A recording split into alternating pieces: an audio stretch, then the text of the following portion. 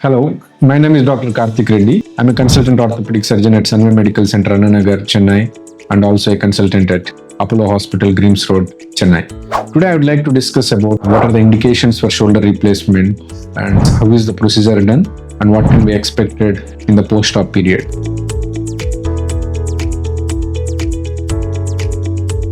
So shoulder joint is a ball and socket joint, highly mobile joint. When there is a primary arthritis, that means a wear and tear of the cartilage of the shoulder joint. So we don't have any other option left. We'll have to replace the joint for a pain-free movement and also a good range of motion. I have a shoulder joint model here. If you see this model, we have 4 muscles around the shoulder joint. So we call it as rotator cuff muscles. So this group of 4 muscles act together and helps us in doing our day-to-day activities like lifting our shoulder above our head and a lot of rotations and also a good movement. Wearing your shirt, combing your hair.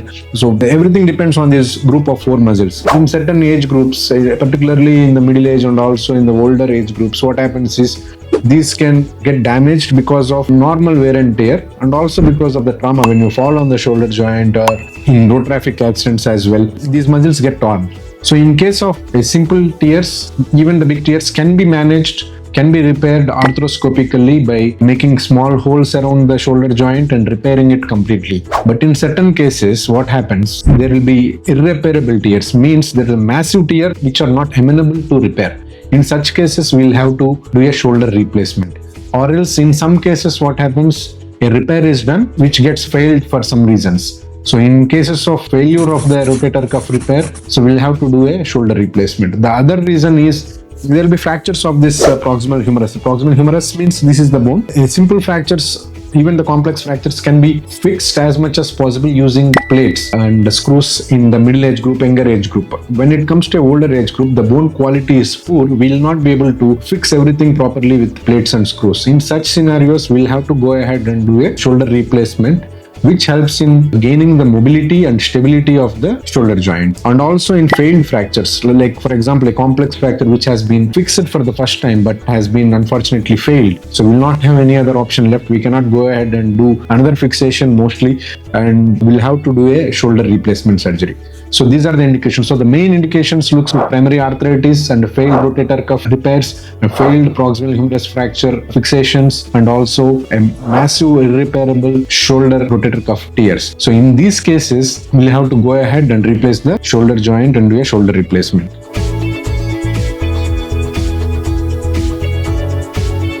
So what symptoms does these patients have? For example, primary shoulder arthritis or a failed fixation of a proximal humerus fractures or a complex massive irreparable tears of the rotator cuff. The main symptoms, one is pain, the other is stiffness. So pain which doesn't go away with medication, night pain, not able to sleep because of the pain, all these issues will be there. And next is stiffness. So they'll not be able to lift their arm up, they cannot wear a shirt, they cannot comb their hair, they cannot get their hand back, they cannot lift objects. So it's a disability. So to treat this pain and stiffness, the shoulder joint replacement for these particular conditions is the best option, best surgical procedure which can give the best result. Pain will completely go off, movement is completely restored with good stability.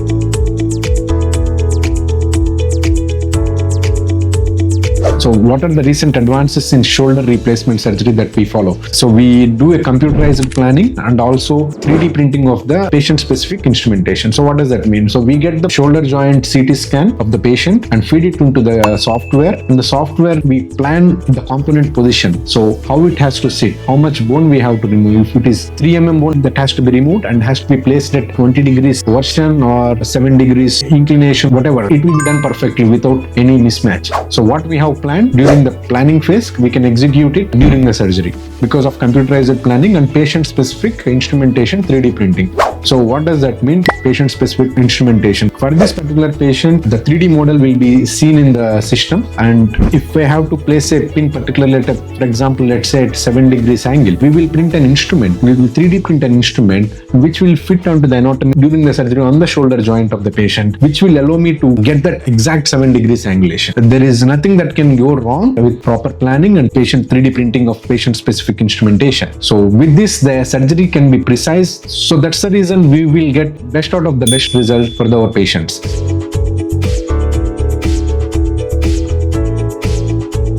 So how is the post-op rehab period? The post-op rehab period, initially we'll keep the patient in the sling for a couple of weeks. A few movements are allowed, and slowly as the patient's pain reduces, we'll keep moving the shoulder joint and also do some strengthening exercises. By the end of 6 weeks, patient will get full range of motion and is ready to do all the activities. If you are someone suffering from any of these conditions and looking for a treatment, contact me at Sunway Medical Centre, Annanagar, or Apollo Hospital, Greaves Road. We can discuss further on the treatment plan and proceed and make your shoulder free from pain and gain full mobility.